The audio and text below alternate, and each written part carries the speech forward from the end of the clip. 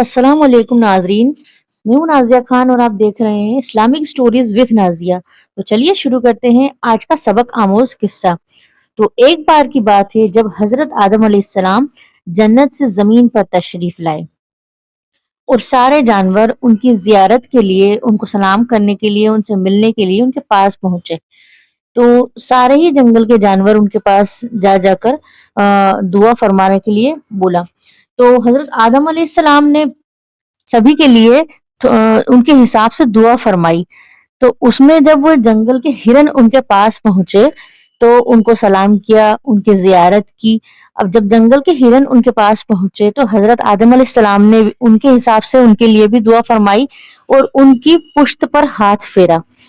तो जब उनका हाथ मुबारक उन हिरन की पुश्त पर फेरा तो हिरन की पुश्त पर से मुश्क की खुशबू आने लगी और उसके बाद वो ये मुश्क की खुशबू का तोहफा लेकर हिरन जो है वो अपने कौम की तरफ लौट गए। जब वो अपनी कौम की तरफ लौट कर गए तो वहां पर बहुत सारे हिरन दूसरे गिरोह के भी थे।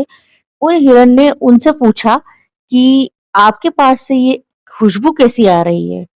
तो हिरणों ने जवाब दिया कि जन्नत से हजरत आदम अलैहिस्सलाम जमीन पर तशरीफ लाए हैं जो कि अल्लाह के पैगंबर हैं और अभी हम उनकी जियारत के लिए गए थे, उन्हें सलाम करने के लिए गए थे। तो वहीं से हमें उन्होंने हमारी पुश्त पर हाथ फेरा और हाथ फेरने के बाद ये मुश्क की खुशबू हमें तोहफे में मिली है।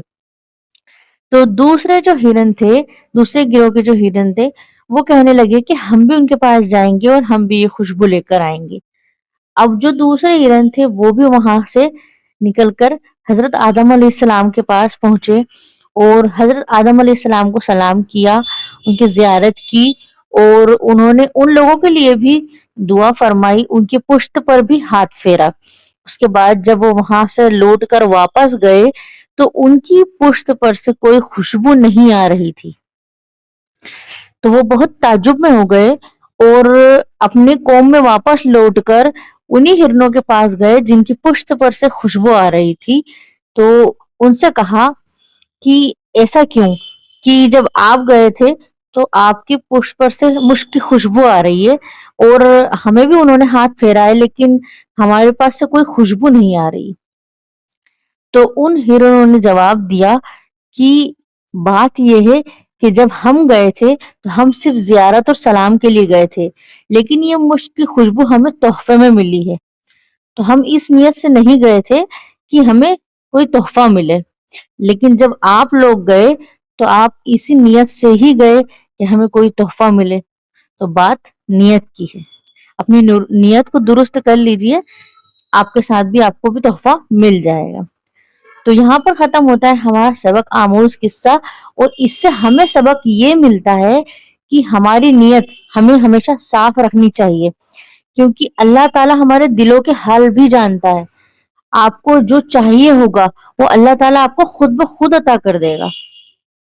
तो अगर आपको आज का मेरा किस्सा, आज की मेरी स्टोरी थोड़ी सी भी अच्छी लगी हो, किसी भी तरीके से अच्छी लगी हो या कोई सबक मिला हो तो आप मेरे चैनल को सब्सक्राइब जरूर करें, साथ में वीडियोस को शेयर करें और वीडियोस को लाइक करें। मिलते हैं आपसे नेक्स्ट वीडियो में, तब तक के लिए अल्लाह हाफिज, दुआओं में याद रखिएगा।